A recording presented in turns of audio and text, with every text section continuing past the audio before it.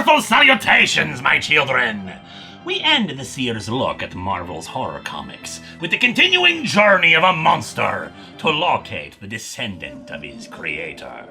I should note that, despite the title of this video, the book's name has changed to just The Frankenstein Monster, which in my opinion was a mistake. It gave it a unique identity, since it is rare that anyone would title their Frankenstein story in such a way. Plus, it emphasized the monster part, whereas this emphasizes the Frankenstein part, even though the good doctor is long gone. The monster makes his way to Ingolstadt, where the original Frankenstein castle stood, and it seems the town is having some problems of its own. Prisoners held by the army have been disappearing as of late, and a lieutenant wants to investigate, but his superior, Colonel Blackstone, insists he do nothing, that he will look into this matter. On his morning patrol, however, the lieutenant comes across the monster, recognizing it from legend and story. Immediately frightened by it, he tries to run off to warn the village, but his horse throws him, and he has to fight the monster, who easily knocks him out, despite the monster trying to have an intelligent conversation with him. How typical! Just because they think the monster is ugly and not as ruggedly attractive as me, they're just afraid.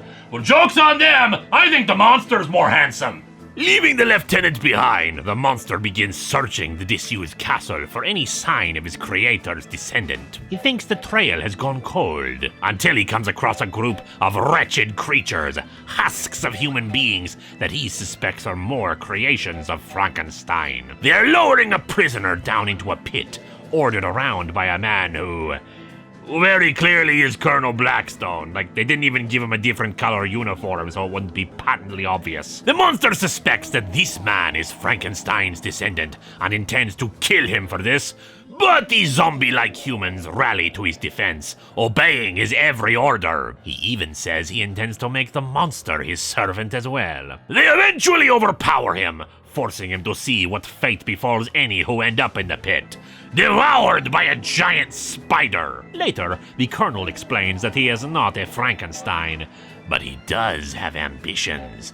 The victims of the spider do not die, but are sucked of their mental essence. He says their souls are removed, and hey, this is a horror story, so I believe it, and the husks obediently serve him. He plans to create an army of these beings for his own ends, and the monster will soon be one of them. The monster manages to partially free one of his arms from the chains that bind him, but it merely loosens a brick that starts letting water seep in, meaning he could drown if he tries to force his escape. The lieutenant, now recovered, enters the castle and finds the monster, assuming that he is responsible for all this. And then assumes he just chained himself to a wall because this guy's an idiot.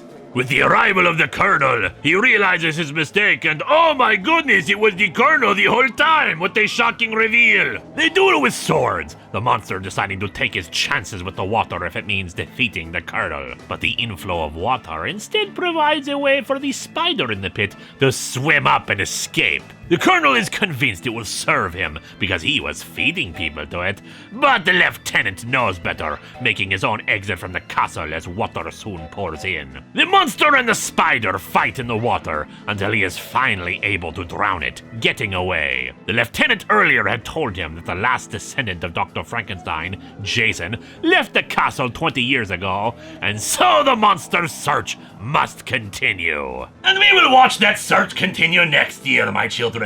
But for now, we can simply enjoy the fact that Frankenstein's monster fought a giant spider.